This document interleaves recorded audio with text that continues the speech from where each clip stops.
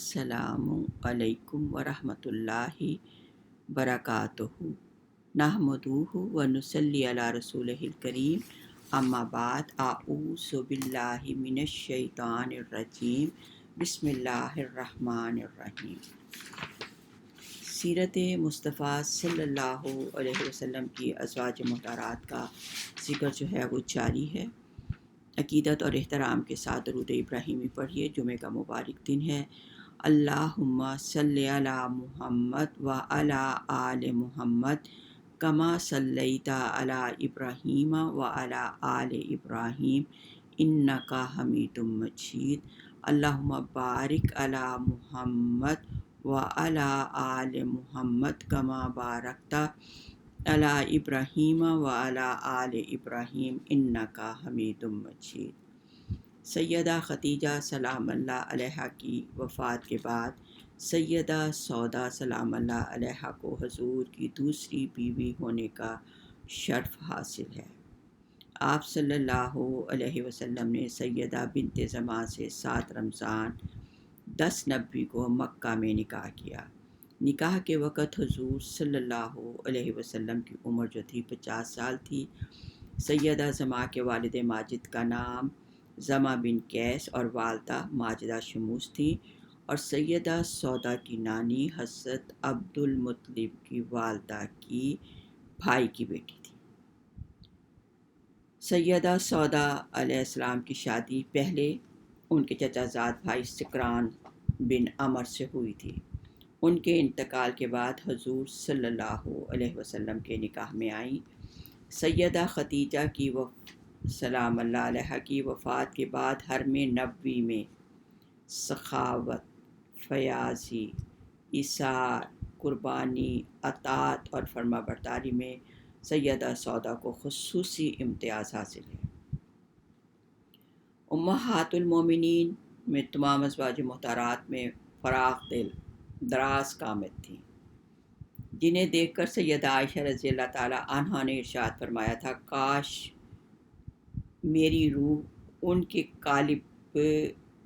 کے خوبصورت قالب کی طرح ہوتی، جیسے ان کا دل خوبصورت ہے کہ مجھے انہی کی عادات اپنانے کی خواہش ہوتی تھی۔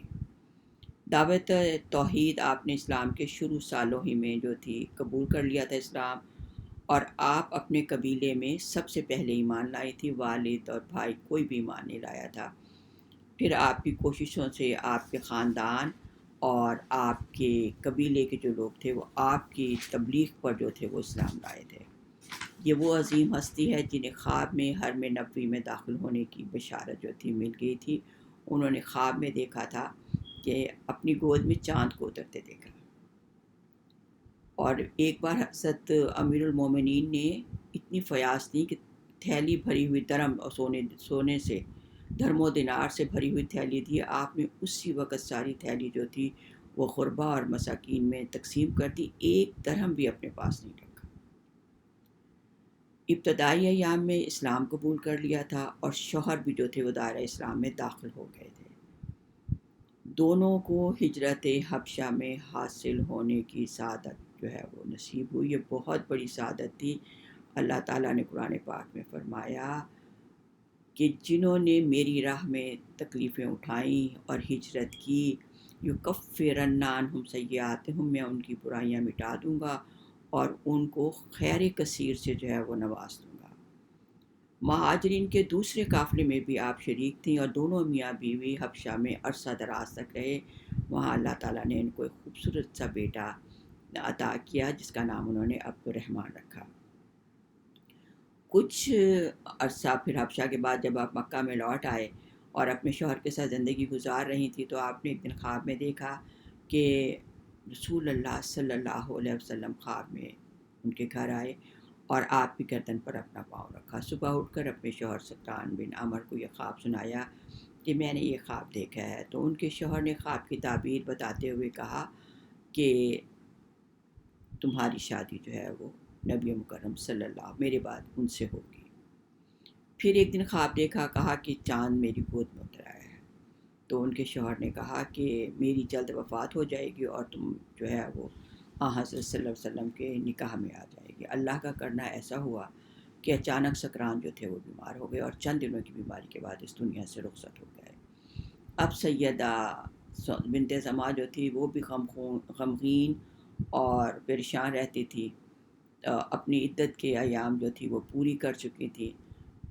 تو اور ادھر حضرت صلی اللہ علیہ وسلم حضرت ابو طالب کی وفات اور سیدہ خدیجہ رضی اللہ تعالیٰ عنہ کی وفات سے بہت غمگین اور پریشان رہتے تھے، بچوں کی ذمہ داریاں، گھر کی۔ تو حضرت خولہ بنت حکیم جو آپ کی یعنی عظیم ترین صحافیہ تھیں، جان نثار اور بہت وفادار صحابیاں تھیں، وہ آپ کی نبی مکرم صلی اللہ علیہ وسلم کی خدمت میں حاضر ہوتی ہیں اور کہا یا رسول اللہ آپ شادی کیوں نہیں کر لیتے، اس سے آپ کا گھر جو ہے وہ آباد ہو جائے گا۔ فرمایا کس سے کروں؟ کہا سیدہ بنت زماں سے کیجیے گا، ان کا شوہر وفات پا چکا ہے اور وہ اکیلی ہیں، تنہا ہے۔ تو آپ نے کہا کہ اگر سیدہ بنت زماں کو یہ رشتہ پسند ہے تو میری بھی رضامندی ہے۔ اب سیدہ جو تھی خولہ بنت حکیم جو تھی وہ خوشی خوشی سیدہ بنت زماں کے پاس آئیں اور کہنے لگی کہ آج میں تمہارے لیے بہت بڑی خوشخبری لائی ہوں۔ اور تو انہوں نے پوچھا کیا خوشخبری لائی ہو؟ کہا میں نے تمہارے بارے میں سرور کائنات صلی اللہ علیہ وسلم سے ذکر کیا تو انہوں نے اپنی رضامندی اور پسندیدگی کا اظہار کیا۔ اب آپ بتاؤ آپ کا کیا ارادہ ہے؟ یہ خبر سنتے ہی سیدہ بنت زماں کا چہرہ جو تھا وہ خوشی سے تمتما اٹھا، کہنے لگی مجھے اور کیا چاہیے، میں اور یہ میرا نصیب، لیکن پہلے میرے ابا جان سے بات کر لو۔ اب خولہ بنت حکیم ان کے والد بوڑھے تھے، مسلمان بھی نہیں ہوئے تھے، نظر بھی کم آتا تھا۔ وہ ان کے کمرے میں حاضر ہوئیں، سلام دعا کے بعد عرض کی کہ میں پوچھا ان کے والد نے کہ کس لیے آئی ہو؟ کہا کہ میں آپ کی بیٹی کو حرم کعبہ میں لینے کے لیے آئی ہوں، اور آپ کا کیا خیال ہے؟ زماں نے خوشی کا اظہار کرتے ہوئے کہا کہ میری نظر میں اس سے اچھا کوئی رشتہ نہیں، لیکن پہلے میری بیٹی سے پتہ کر لو۔ دیکھو باپ یعنی مسلمان نہیں تھا، لیکن حضرت صلی اللہ علیہ وسلم کی صداقت، امانت اور حسن اخلاق سے اتنا متاثر تھا کہ اس نے بغیر کسی اس کے جو تھی خوشی سے اجازت دے دی۔ حضرت سیدہ خولہ بنت حکیم جو تھی نبی پاک صلی اللہ علیہ وسلم کو ساری بات بتائی۔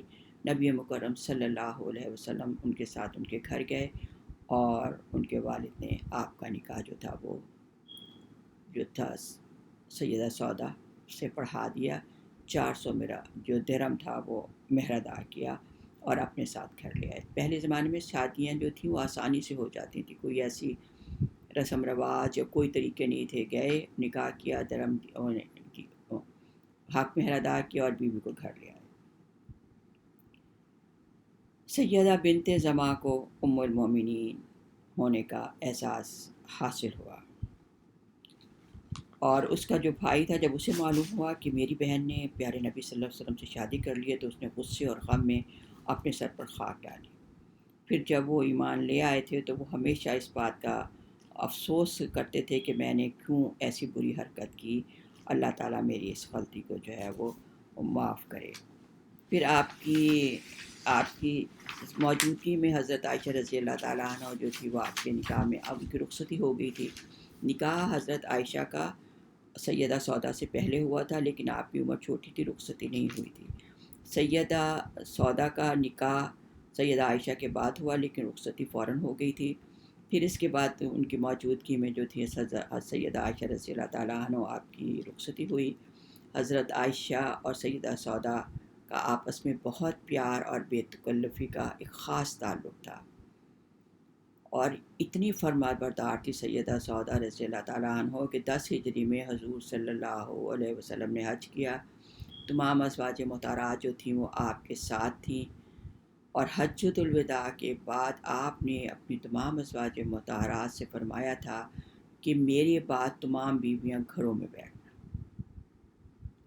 چنانچہ سیدہ سودا سلام اللہ علیہا نے اس حکم پر اس شدت سے عمل کیا کہ پھر کبھی حج کے لیے نہیں نکلی۔ فرماتی تھی میں نے حج بھی کر لیا، عمرہ بھی کر لیا، اب میں اپنے اللہ کے محبوب کے حکم کے مطابق گھر میں بیٹھوں گی۔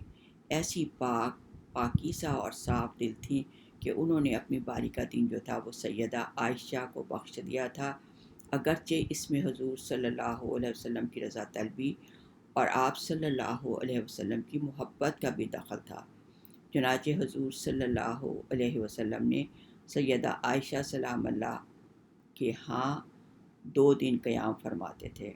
سیدہ عائشہ فرماتی تھی کہ سیدہ سودا سلام اللہ علیہ کے علاوہ کوئی عورت ایسی نہ تھی کہ میرے دل میں اس جیسے طور طریقے اختیار کرنے کا دل چاہتا۔ تو اللہ تعالی ہم سب کو ازواج محترات کی اطاعت، فرما برداری اور ان کے طور اطوار کیسے انہوں نے ازدواجی زندگی گزاری ان پر عمل کرنے کی ہمیں بھی توفیق عطا فرمائے، اور ہم سب کو اب اللہ تعالیٰ اے رب کریم ہم سب کو اپنی رحمت خاص سے نواز دے، ہم سب کے گناہ صغیرہ اور معاف کر کے ہمارے گھروں پر اپنی رحمتوں کا نزول عطا فرما۔ سبحان ربک رب العزت عما یصفون وسلام علی المرسلین والحمد للہ رب العالمین۔